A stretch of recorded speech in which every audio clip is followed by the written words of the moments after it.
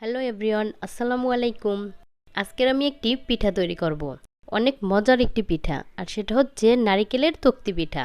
পিঠাটা খেতে আসলেই অনেক বেশি মজার, আর অল্প কিছু উপকরণ দিয়ে ঝটপট এই পিঠাটা তৈরি করা যায়। তো আপনারা এটা ট্রাই করে দেখতে পারেন।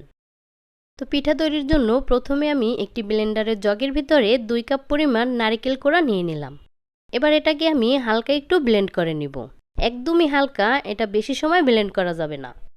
তো এদিকে আমি চুলায় একটি প্যান বসিয়ে তার ভিতরে দিয়ে দিলাম 1 কাপ চালের গুঁড়া, আর এটা হচ্ছে আতপ চালের গুঁড়া।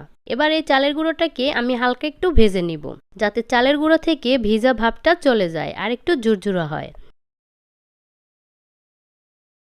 আর কিছু সময় ভাজার পরে দেখুন চালের গুঁড়োগুলো এরকম ঝুরঝুরা হয়ে গেছে। তো এবার আমি এগুলো নামিয়ে নিলাম। তো আবারও আমি চুলায় প্যান বসিয়ে দিলাম।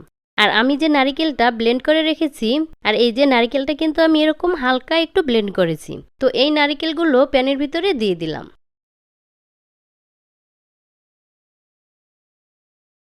তারপরে এর ভিতরে দিলাম আমি 1 কাপ চিনি, আর দিলাম 1 চিমটির মতো লবণ। এবার এই নারিকেল আর চিনি এরকম কিছু সময় নাড়তে হবে।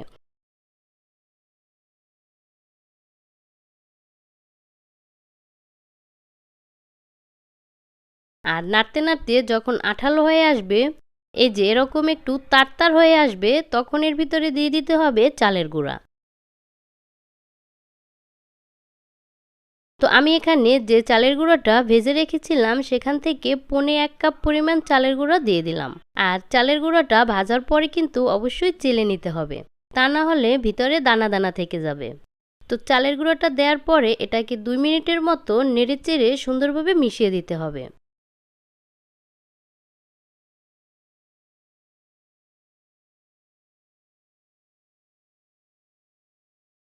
আর এই যে এটা কিন্তু এবার হয়ে গেছে। এবার নামিয়ে নেব। তো আমি এরকম একটি প্লেটের ভিতরে কাইটাকে নিয়ে নেব, আর তার জন্য প্লেটের গায়ে তেল লাগিয়ে দিয়েছি। এবার কাইটের ভিতরে ঢেলে দিলাম। আর কাইটা দেওয়ার সাথে সাথে এটাকে এরকম ছড়িয়ে সমান করে দিতে হবে। তারপর এটাকে 10-15 মিনিট এভাবে রেখে দেব একটু ঠান্ডা হওয়ার জন্য।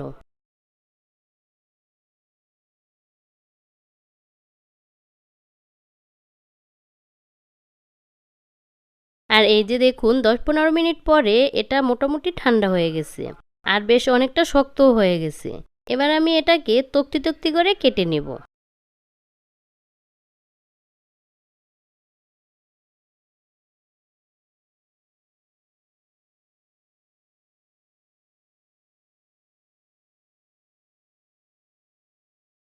আর এই যে এটাকে আমি সুন্দরভাবে কেটে নিলাম। এবার একটু পরিবেশন করে দেখাচ্ছি। আর এই তো দেখুন তৈরি হয়ে গেল মজাদার নারিকেলের তক্তি পিঠা। তো অবশ্যই আপনারা এই সহজ সিম্পল পিঠাটি ট্রাই করে দেখবেন। আশা করি আপনাদের অনেক ভালো লাগবে। তো আজকের আমার ভিডিওটি যদি আপনাদের ভালো লেগে থাকে তাহলে অবশ্যই আমার চ্যানেলটিকে সাবস্ক্রাইব করে রাখবেন। ভালো থাকবেন সবাই, আল্লাহ হাফেজ।